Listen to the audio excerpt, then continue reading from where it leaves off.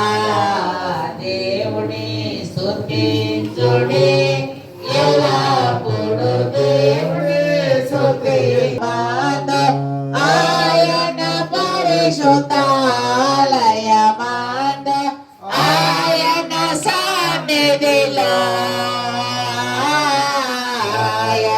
సన్నిధిలో ఎల్లప్పుడు దేవుని స్తుతించుడి ఆ దేవుని స్తుతించుడి ఎల్లప్పుడు దేవుని స్తుతించుడి ఆయన బలమును ప్రసిద్ధి చేయు ఆయన బలమును ప్రసిద్ధి చేయు ఆకాశ విశాలమందు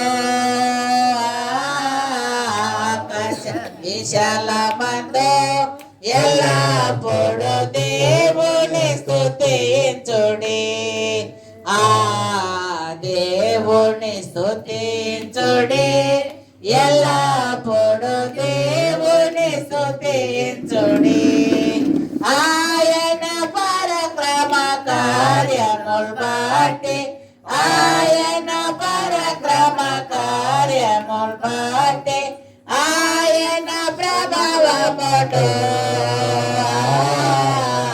ఆయన ప్రభావము తోడవచ్చు యేసునాథుని మ్రోలా తుట తుదకు నిన్ను చేరాం గటి నాడగంకణమును వటి మాట కాదు నిజము పటి నడుపు పరమపురికి పట్టుకొను మునాదు చేయి మటి పాలు కాక మునుపే ఏ ముఖంబు తోడవచ్చు యేసునాథుని దుమ్రోలా. రెండు చిరణాలు ఏంది రెండే అని పాడింది పెదనాయన కూడా.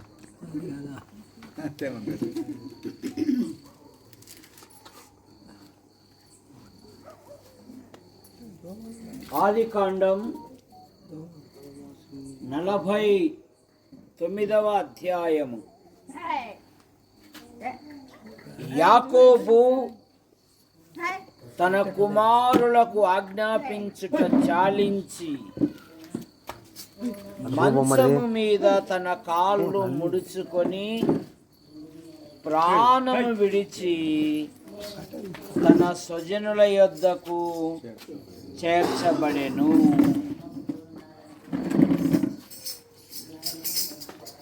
ఇస్సాకు గొప్ప ప్రార్థనా పరుడు, కానీ ఇస్సాకునకు దేవుడు యాకోబు ఏశావులను సంతానమిచ్చాడు. అక్కడే స్వార్థం కనపడతా ఉంది. ఇస్సాకేమో ఏశావును ప్రేమించాడు, రిబకా ఏమో యాకోబును ప్రేమించి ఉంది. రిబకా ద్వారా యాకోబు అనేకమైన ఆధ్యాత్మిక విషయాలు నేర్చుకున్నాడు. యాకోబు అనగా మోసగాడు. ఆహారము ద్వారా అన్నను మోసగించాడు, ఆహారము ద్వారా అంద తండ్రిని కూడా మోసగించాడు. కానీ రిబకా ఏశావు వస్తే ఒకే దినమున నేను ఇద్దరిని కోల్పోతానైనా మీ అన్న కోపము తగ్గేంత వరకు మా అన్న ఇంటికి వెళ్ళు. యాకోబు ఒక చిన్న రాయి తలగడ చేసుకొని అరణ్యములో నిద్రిస్తూ ఉండగా ఆకాశానికి భూమికి నిచ్చెన వేయబడి దేవదూతలు ఎక్కుచూ దిగుచూ 28వ అధ్యాయము 15వ వచనములో, ఇదిగో నేను నీకు తోడై ఉండి నీవు వెళ్ళు ప్రతి స్థలమందు నిన్ను కాపాడుచు ఈ దేశమునకు నిన్ను మరలా రప్పించదను. నేను నీతో చెప్పినది నెరవేర్చు వరకు నిన్ను విడువను. తెల్లవారినాక యాకోబు, ఇది దేవుని మందిరం, ఇది దేవుని ముఖము, ఇది దేవుడుండే స్థలము అని నేను వెళ్తున్నాను. దేవుడు నాకు ఆహారమును వస్త్రమును దయచేసిన ఎడల దేవుడు నాకిచ్చు వాటన్నిటిలో 10వ వంతు చెల్లించెదను అని దేవునికి మొక్కుబడి చేసుకుని వెళ్ళాడు. యాకోబును దేవుడు అధికముగా ఆశీర్వదించాడు. లాబానే అంటాడు, నిన్ను బట్టి యెహోవా నన్ను ఆశీర్వదించెను. రాకమునుపు నా ఇంటిలో కొంచెమే, నీ వచ్చిన తరువాత నిన్ను బట్టి నువ్వు అడుగు పెట్టు ప్రతి దానిని బట్టి దేవుడు నన్ను ఆశీర్వదించెను. ఇక ఏశావు యొద్దకు వెళుతూ ఉన్నప్పుడు యోర్దాను దగ్గరకు వచ్చినప్పుడు కృతజ్ఞత చెబుతూ ఉన్నాడు. నీవు నీ సేవకునికి చేసిన సమస్త ఉపకారములకును సమస్త సత్యమునకును నేను అపాత్రుడను.